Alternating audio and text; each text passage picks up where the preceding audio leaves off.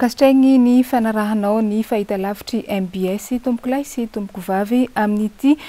matonaly ny Alatsinainy fa 1 ny volana Janoary taogno 2024 ity asaigny ampanajana ary anao agnaraka ny vaovaontsika hatramin'ny farany. Vaovao makasiky ny resaka politika avy hatrany noentsika manomboko amin'ity matonaly ity araka ny fampalalam-baovao farany moa dia fantatra fa ny Premier Ministre teo aloha Ntsay Christian ihany no voatendry ho lehibe ny gouvernementa amin'ny gouvernementa vaovao indray itsangana amin'ity herinandro ity moa izany gouvernementa vaovao izany ary andrasana manomboko ny robia ho avy izy eo jusqu'à amin'ny sabotsy ny fananganana ny gouvernementa ny Ntsay Christian raha tsy ahivina dia tamin'ny fa 14 ny volana Janoary taogno 2024 iny no notendren'ny filoha teo aloha Ery Rajaonarymampianina ho Premier Ministre Ntsay Christian ary nametra-pialagna kosa ny tegnany tamin'ny sabotsy fa 15 ny volana Janoary lasa teo niaraka tamin'ireo gouvernementa izay notarihiny. Fa ankoatra ny zavanitranga teny ambany ampamarinana tamin'ny farany herinandro teo iny dia nisy ihany koa ny zavanitranga izay nitera-doza tamin'ny marandray teo tamin'ny fokotany tsara faritry Tsimbazaza ny fiotsahana trano sy tany izay nitranga teny antoerana ary nahafatesana olo 3 mo izany. Anisy ny fidinana ifotony izay nataony teo anivon'ny commune Antananarivo renivohitry tsy nitazam-potsiny an'izany voina izany. Tonga teny antoerana ary ny ben'ny tanàna Antananarivo Ramatoa Lalao Ravalomanana niaraka tamin'ny mpiara-miasa amin'ny nijery ny zavanisy. Hoaratsika ny fanadihadiagna tateriny Jessica Miray eo amin'ny sariny Rivo Rajaonarivelo. Manoloana ny fiotsahany tany nitranga teny amin'ny fokotany Tsimbazaza izay namoizana ain'olona 3 dia nidina teny an-toerana avy hatrany ny ben'ny tanàna Lalao Ravalomanana sy ny solombavambahoaka voafidy tao an-toerana Felix Randriamandimbso nijery ny zavamisy sy nampahery ireo niaramboina. Nandray andraikitra avy hatrany ny ben'ny tanàna sy ny ekipany ary ny mpamonjy voina toy ny fandravana ireo toerana izay mety mbola ahina hiotsaka. Sambany no nitrangana fiotsahana toy izao hoy ireo mponina. Andro ariva zany tamin'ny orana be tamin'ny sabotsy iny no natonga ny loza dia teo ampandoaram-bary zany zobavinay sy nativaviny ary le zazakely no nianjeran'le rindrina fa nisy taretra nianjera zany le taretra reto nianjera dia nitotona teo ambonin'ny tranony dia niangona tao koa le rano be le rika be iny dia tonga dia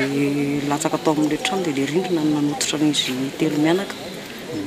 Tsy mitsahatra manao antsoavy ihany koa ny mpamonjy voina amin'izay olona rehetra mipetraka amin'ny trano mety mbola ahina mba hiala satria fitaopahavaratra izao ary ho betsaka ny ranon'orana. Efa niezaka nandray fepetra kosa ny pompier amin'ny fisorohana ny loza. Raha malala moa zany fa ny faritra avy toy izao dia tandondomondoza amin'ny fiotsahana toy ny trano ny hazo na ny zavamaniry indrindra ny vato mandondona. Ny mpamonjy voina moa zany dia efa niezaka ombenibeny nanala ny apahany betsaka tamin'ireny loza manambana ireny ary efa nidina tety fotony tamin'ny fanabeazana ny mponina fiarovana ny loza sy ny fanentanana azy ireo mba hiala amin'izany faritra tandondomondoza izany. Ny mbo ndray mandro moa zany tsy ndray mivoa dia misy manaraka misy ihany koa ny somary mifikitra amin'ny fananana. Eto zany ny afatra ny mpamonjy voina dia ny hoe zava-dehibe ny fananana fa mbola amboniny izay ny aina satria ny aina dia lahatokana. Mampandre ihany koa ny commune Antananarivo renivohitra fa ateti-piavy ny orana atoato ary orana tokony latsaka ao anatin'ny 30 andro no milatsaka ao anatin'ny 2 na 3 andro. Misy fotoana ihany koa anefa ho maina ny andro ka vokatra izay dia misy fikisahany ny vato sy ny tany izay miteraka fiotsahana. Iangaviana araka izany izay mipetraka amin'ny trano mbola ahina hiotsaka ifindra mba isorohana ny loza. Teny antoerana teny amin'ny fokontany tsara faritry Tsimbazaza igny dia tsapany ben'ny tanàna n'Antananarivo renivohitry Ramatoa Lalaora Valomanana fa efa manomboko tsy manjary satria robaka ireo lalankely eny antoerana ary dia nanome toky avy hatrany moa ny tenany fa isy ny fanajarisana n'izany lalankely izany. Ankoatra izay dia isy ihany koa ny fanamboarana ny bassin fanasana lamba ho an'ny rehetra ary dia ny commune Antananarivo renivohitry no iantoka ny fitaovana jiaby anatanterahana izany fanamboarana izany. Mbola fanadihadiana tateriny Jessica Miray Atrany eo amin'ny sariny Rivo Rajaonarivelo. Itsidika mangy ireo niarambona tetỳ amin'ny fokontany Tsimbazaza ny ben'ny tanàna Lalaora Valomanana no nahita fa efa simba tanteraka ny lalankely eny antoerana. Tsy niandry ela izy fa nanome toky avy hatrany fa hanamboatra io lalankely io ka ny commune Antananarivo renivohitra no iantoka ny fitaovana rehetra toy ny simenitra. Ny ponina sy ny fokontany kosa no andray tanana ny fitaterana ny fitaovana hatrany amin'ny toerana iasana. Amle samy malagasy tena manoana fonisy le zavatra iainan'ny vahoaka zany. Mijery le manamanjoto eo zao tena hoe misaotra n'Andriamanitra nahita toerana le fahoriana zany ary mahita koa le zavatra iainan'ny vahoaka dia tena hoe atao zay azo atao hifanampiana aloha satria tena mandady mihitsy. Antaniko daholo zao le ankizy mifanena amiko hoe mafy be ka efa io moa misy dia fisana mainka moa zany fa ny olon-dehibe ohatra anazy zao dia tena hoe tsy fantatra hoe ahoana mifandehanana amin'io dia hoe tsy hitazafotsiny ny commune fa tonga dia mandray andraikitra farak'izay aingana miaraka amin'ny solombavam-bahoaka miaraka amin'ny délégué-ny 4e dia ny tanana koa izy hoe aiza ny chef fokontany satria izy ny tokony mahita ny fiainam-bahoaka ny tena marina ange ny chef fokontany tokony tonga any amin'ny commune hoe ohatran'izao ny zavatra misy any aminay dia mandeha mijery ny commune hoe inona ny zavatra azo atao hanampiana ny vahoaka zay ny tokony atao dia zay mahatonga hoe andao tonga dia andray andraikitra ny izy satria ohatran'ny tsy olombelona zany ny olombelona fa tena mafy be le izy. Fa nandritra ny fandalovany ihany koa no nanararaotan'ny ponina azy teny antoerana ny mba hanamboarana bassin fanasan-damba vaovao fa efa simba tanteraka ny ampiasain'ny ponina amin'izao. Teo no eo dia namaly ny ben'ny tanàna Lalaora Valomanana fa hanamboatra bassin ary atao mahazaka mpanasa lamba maromaro mihitsy. Toroy bozaka dia asolo daholo itony zavatra itony dia ataonao hoe eto manao an'ilay izy dia atomboka ilay izy. Délégué mandalo aty amin'ny herinandro zay io ny toerana dio tsara aloha dia atao le bassin dia asiana tafo Ny commune Antananarivo renivohitra ihany koa no iantoka ny fitaovana rehetra saingy ny ponina eny antoerana sy ny fokontany kosa no miantoka ny fanadiovana sy ny fitandrona ny toerana. Fa araka ny efa nambara tany am-piandohana teo moa dia nisy ny loza izay nitranga teny ambany ny ampamarinana iny. Ny maromariny kokoa dia teny Andohalo no nitrangana izay loza izay. Trano efatra no rava tanteraka vokatry ny fianjeran'ny vato sy ny kakazo lehibe iray izay naniry teny ambony teny ary dia tsy vitan'izay fa nisy ny olo izay namony ainy vokatry izay. Araka ny vaovao farany voarainay tamin'ny maraindray teo moa dia 140 ireo olo izay efa hita faty tototry ny trano nandritra izay faharavagna izay. Karan'izao avy ary ny tatitry ny zavanisy tamin'ny Alahady 20 ny volana Janoary nanaovana ny fanadihadiana. Hoarantsika avy hatrany izay eo amin'ny sariny Rivo Rajaonarivelo. Tokony ho tamin'ny 7 ora latsaka fahefany ny sabotsy matonaly fa 7 ny volana Janoary no nahare antso ny telefona ny avy eo anivon'ny sapeur pompier fa nisy trano nirodana teny Andohalo ary nanomboka tamin'iny alina iny ihany dia nandeha ny asa famonjena voina. Vokatry ny fianjeran'ny kakazo naniry tany amin'ny sisiny lakoron'olon-tsotra avy eny ambony no nidaboka tamin'ny tranon'olo hafa tetỳ ambany niaraka tamin'ny vatobe. Vokany trano efatra no rava tanteraka ary mananika ny 20 ny olona niaram-boina. Araka ny tatitra azo farany tamin'ny toerana nianjeran'ny loza tamin'ny arivan'ny Alahady 20 ny volana Janoary dia 4 no naratra, 4 no maty efa voasikotra ary mbola 7 hafa no karohana.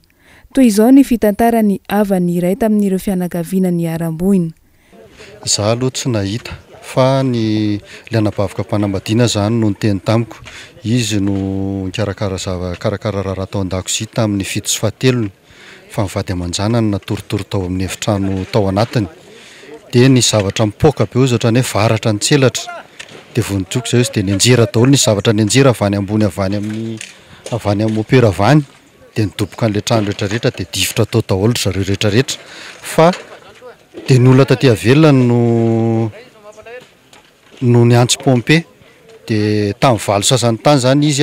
le anabavaka mpanambadiana no tava voasikotry ny pompe avao velona somatsara izy fa mivady aman-janany anankitelo no anisan'ny taraiky tao amin'ilay trano anankiray tao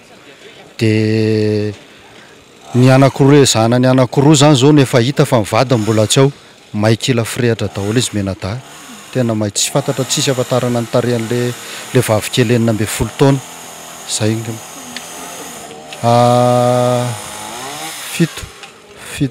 fito taona sy 12 taona izy menada dia le vadiny sisa mbola taraiky ao. Hatramin'ny tamin'ny 10 ramaraina teo dia 12 ny isan'ny maty efa hita ka zaza ny 4 tamin'izany. Efa nasaina niala tamin'ny tranony ireo olona nipetraka manodidina ny toerana nisehoan'ny loza. Dispositif andraisana zany aloha voalohany indrindra dia efa miara-miasa ny BNGRC zany zay manao sensibilisation an'ilay olona manodidina hiala satria mbola misy danger atahorana koa ry ambony ry mbola atahorana hiotsaka zany le tany ambony eo sady mbola misy vato tavela zany eo mbola niantona ambony eo hoe mety atahorana hiotsaka aloha fa ny asa mpamonjena aloha zany tsy maintsy natao voalohany indrindra dia avy eo zany zay mijery an'izay fa ny azo atao fotsiny dia reto olona manodidina reto zany efa miala daholo efa natao miala daholo dia efa miala daholo ny olona manodidina fa roa manarakarak'izay moa dia efa miara-miasa amin'ny voameran'ny fandriam-pahalema sy fofokotany zay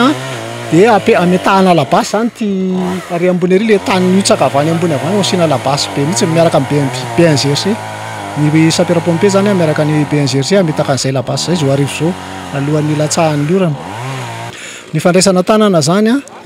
eto moa zany misy entité maromaro miara-miasa eto, misy ny corps de sapera-pompe dia misy ny protection civile dia misy ny gendarmerie nationale dia misy ny police nationale dia ao koa ny zareo militaire misy maramila koa zany dia ny olona eto amin'ny fokotany dia miaraka amin'ny commune urbaine Antananarivo koa zany miaraka amintsika eto misy tompona andraikitry ny commune dia mbola le victime rehetrarehetra moa zany dia mbola any amin'ny morgue daholo dia ny marary any amin'ny agera dia efa évacuena daholo zay aloha zany ny zavatra misy aloha hatreto le asa mpamonjena aloha dia sarotra zao amin'ny ahitantsika zao satria tena efa kombre be zany le zavatra ny anjery efa mitambatra be fa hita tsy fantatra tsony etsina ireo fa anjara fotsiny zany ny pompier moa zany tsy maintsy mamita ny adidiny mbola misy olona zany dia tsy maintsy manatateraka foana zay na avy ary ny orana dia mbola tsy maintsy atao le tsy maintsy manao atao tohizana foana zany le fikarohany tsy mijanona mihitsy. Tsy voasamba no nisehoana loza vokatry ny vato ny otsaka tahaka izao teny amin'iny manodidina ny rova iny. Raisina antanana eny amin'ny INFP Mahamasina ireo trabona amin'izao fotoana. Ny fianakaviam-ben'ny MBS moa dia mitondra ny teny fampaherezana sy fampiononana ho an'ireny fianakaviana izay niaram-boina ireny. Fa mbola vaovao mahakasika n'izay resaka izay tragny dia araka ny fanambara teo eny anivon'ny INFP Mahamasina no andraisana antanana an'ireo traboina tamin'iny loza izay nitranga teny ambanin'ny ampamarinana iny ary dia misy ny fandraisana antanana azy ireo. Fantatra aloha hatreto fa tsy dia misy loatra ny olana izay misy eo amin'izany fandraisana antanana izany. Hoarantsika ny fanadihadina tateriny Germain no menjanahary eo amin'ny sariny Prince Mathieu. Kojakojan-dakozia toy ny vilany, sotro, siny, lamba firakotra, vary, voamaina ireo natolotry ny avy eo anivon'ny birao misahana ny loza voajanahary na ny BNGRC ho an'ireo traboina izay mitoby etsy amin'ny INFP Mahamasina. Tsy misy ny olana izay sedraina hoy ny tompon'andraikitra amin'ny fizarana na amin'ny fitobian'izy ireo eo amin'ny ity toerana ity. Ny fizarana moa zany dia mizotra tsara hatreto aloha.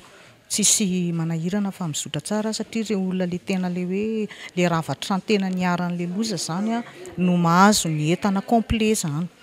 Fa le misy ny sasany le hoe ohatra le nanana maty dia tsy eo zareo dia namena ny anjarany nahazo ny anjarany daholo zany rehetrarehetra. Milamina zany hatreto ny fizarana ny entana tsisy olana izay. BNGRC zao nanome fandriana picot 1000 isa zany a, de marmite numéro 40 à 20, de tasse plastique 100,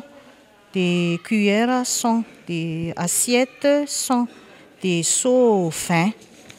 de couverture 50, de riz blanc 80 sacs, de légumes 40 sacs. Zay zany a, de nisy name zany koa ny ministère ny mponina name vary folgony amin'ny 50 kg.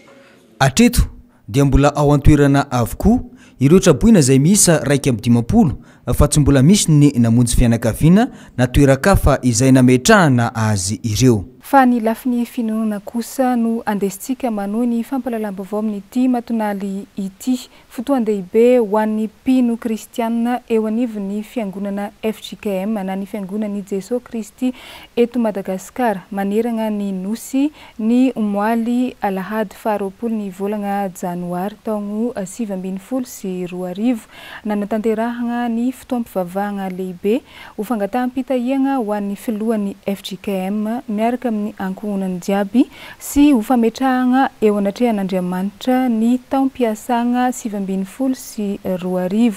Tamin'ny fotoana io ihany koa moa no nampahafantarana ho an'ny mpiangona jiaby ny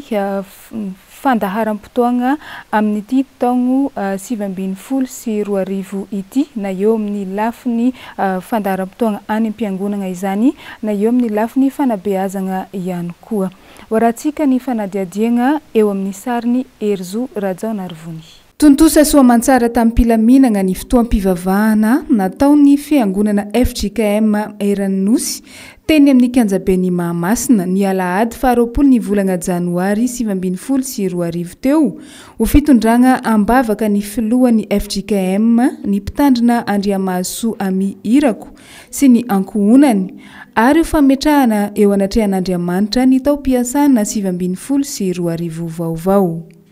Mandidina ny iray alina teo eo ireo solitena ny mpiangona avy amin'ny fitandremana FJKM manerana ny Madagasikara no tonga namonjy ny fotoam-pivavahana. Tonga niara-ny ombimbavaka teny Mahamasina ihany koa ireo olom-panjakana mpanao politika vitsivitsy nahitana ny filoha teo aloha Hery Rajaonarmampianina sy ny filoha Mark Ravalomanana no trony ny ben'ny tanàna n'Antananarivo Lalao Ravalomanana.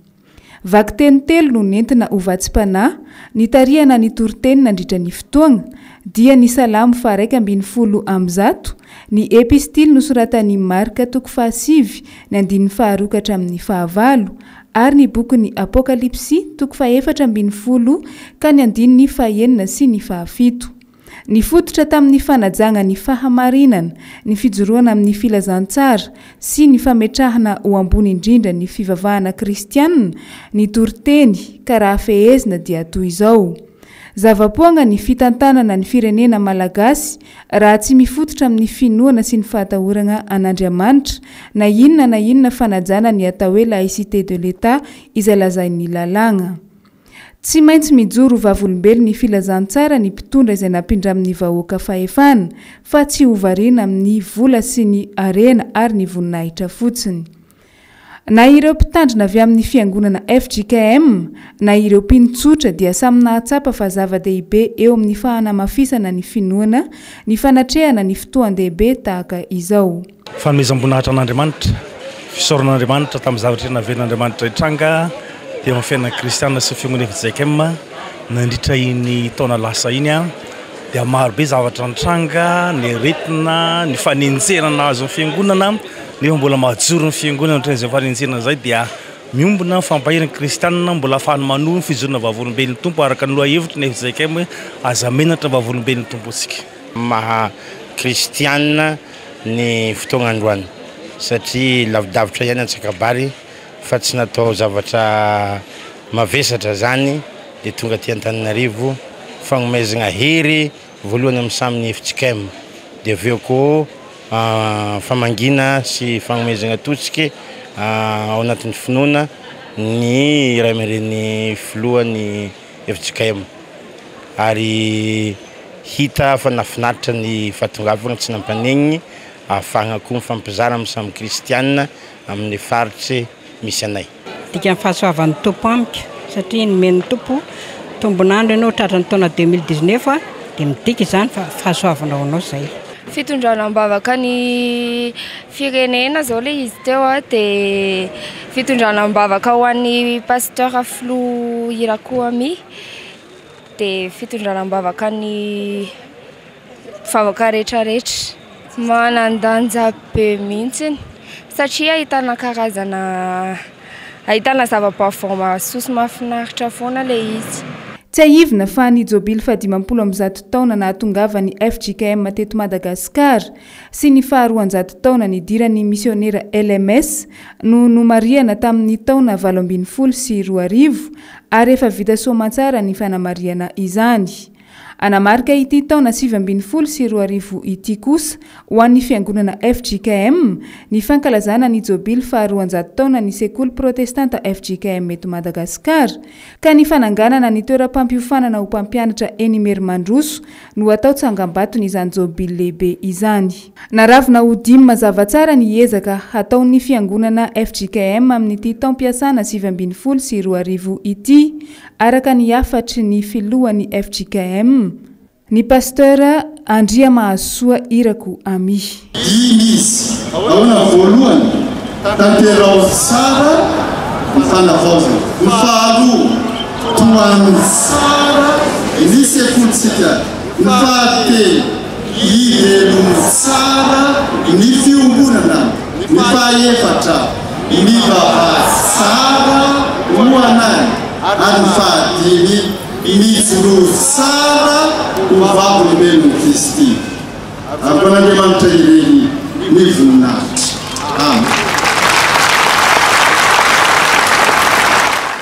Fa tsy noadinono ny mpino FJKM nandritra ny fotoam-pivavahana ny Alahady faharoapolo ny volana Janoary teo io ny nitondra ambavaka ny filoham-pirenena malagasy izay vao avy nanao ny fianiana ny sabotsy fa 20 Janoary teo mba hatanteraka ny fampanantenana rehetra izay nomeny ny vahoaka malagasy. Fa taorinany ny lanonana izay natao teny Mahamasina tamin'ny tapany maraindraigny tamin'ny omaly Alahady iny moa dia nisy ihany koa ny lanonana izay notanterahana teny amin'ny katedraly Andohalo tamin'ny folakandro ny omaly Alahady faharoapolo ny volana Janoary hatrany. Nanatanterahana ny famindram-pitarihana teo amin'ny filohan'ny FFKM na ny fivondronan'ny fiangonana kristianina eto Madagasikara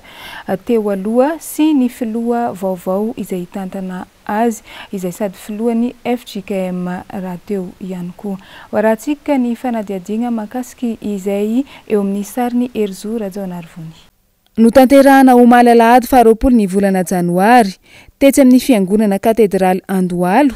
ny lanonana famindram-pitantanana teo amin'ny Monseigneur Ranarivelo Samuel John filohan'ny fiangonana Anglikana eto Madagasikara izay nitantana ny FFKM teo aloha sy ny filoha vaovao itantana izany amin'izao fotoana.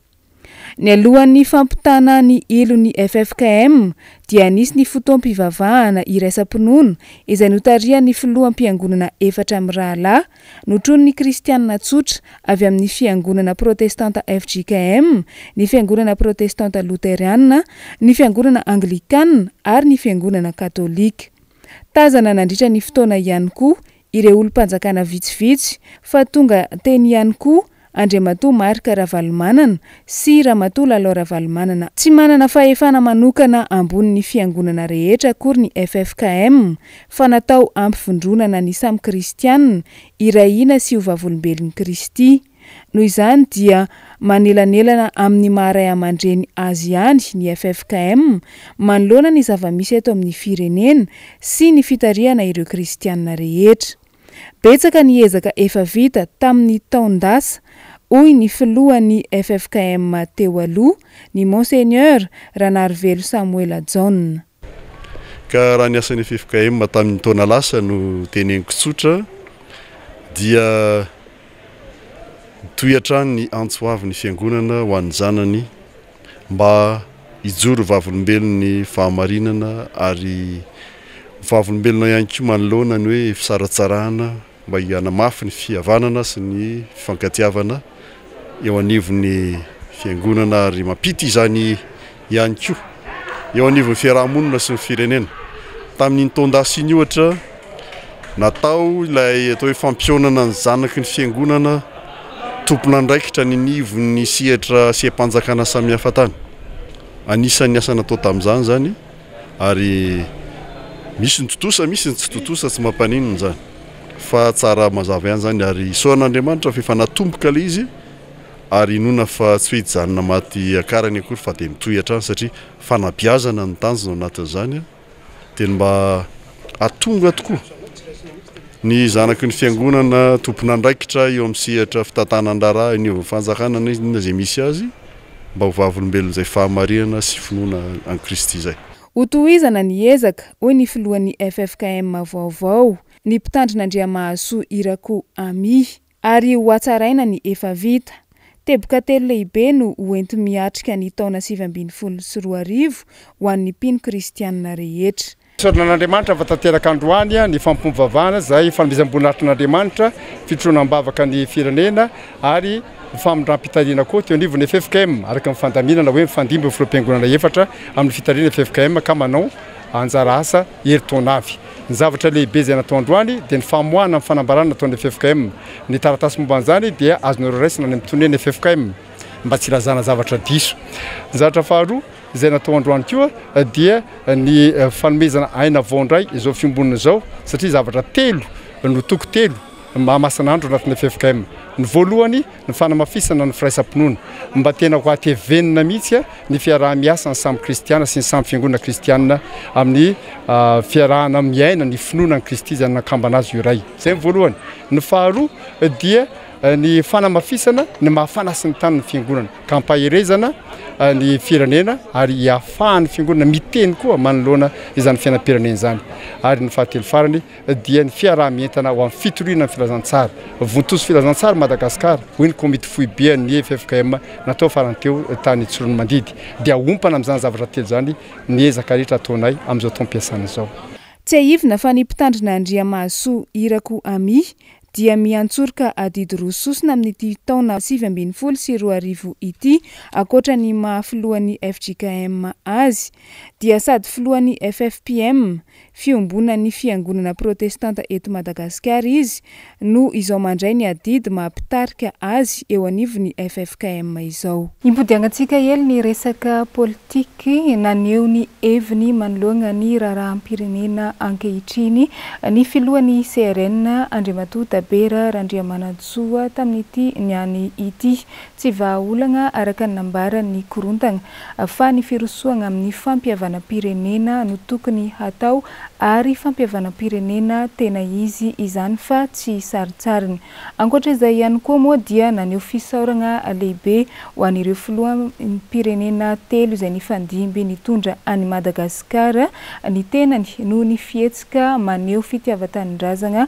izay nasehon'izy ireo. Mitatitra ny vaovao Germain Nomenjanahary eo amin'ny sariny Mathieu Prancy. Manana ray aman-dreny ny vahoaka malagasy manana ireo filohan'ny fandimby teo amin'ny fitondrana hoy ny filohan'ny CRN na ny Conseil de Réconciliation Nationale. Fihetsika mahatehidera ary tafiditra ao anatin'ny soatoavina maha-malagasy tanteraka ny fihetsika izay nasehon'izy ireo ny sabotsy lasa teo izay fiarovana ny tombotsoa ambony ny firenena. Isorana ny ray aman-dren'ny président teo taloha zany na président Didera Siraka zany na président Marc Ravalmana na président Erazomampianina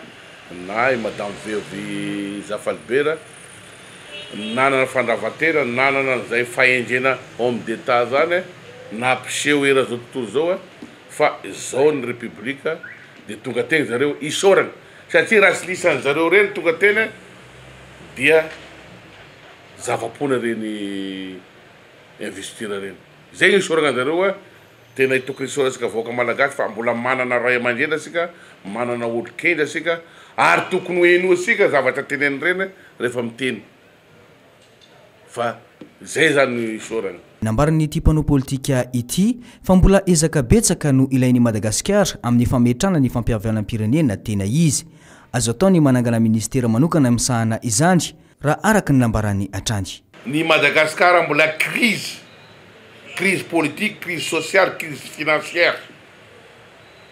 Raha sy misy zany politique d'ouverture manangana staff politique sy mitovy aminao iconseillenao iaraky tatagny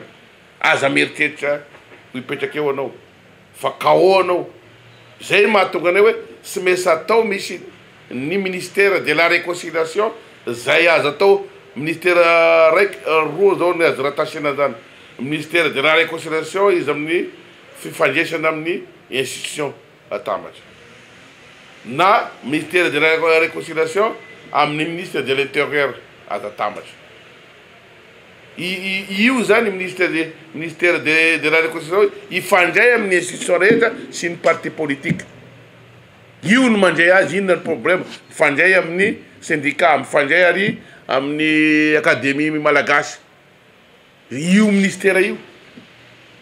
mba hatonga ny Madagasikara zany hiakatra amin'ny faratapony fa raha tsy zany io aza magnofo tsy miova ny targetra izay apetraka ny CRN dia ny fikatsana ny ametraka ny tena fampiavana-pirenena tena izy eto amin'ny tany sy ny firenena malagasy paikady vaovao no apetraka manomboka atreto indrindra fa amin'ny ity taona 2024 ity ho azy ireo manokana fa ikoragna resaka toetrandrotsika atao anatin'ity vaovao magnaraka ity mikisaka mahazo ny faritry melaky amin'izao fotoagna izao ilay raona mateviny izay miteraka rotsakorana amin'ny tapany avaratry ny nosy iny itoy ny rotsaka orana izay arahana varatra ihany koa manerana ny faritra jiaby ao agnatin'ny 3 andro misesy ary ahery ny tsioko manerana ny morotsiraky Madagasikara etsy ankilany moa dia isy ihany koa ny fidina ny maripana no ny fisian'ilay andian-dragno mateviny raha ny voalazany meteo malagasy tetsy ampasapito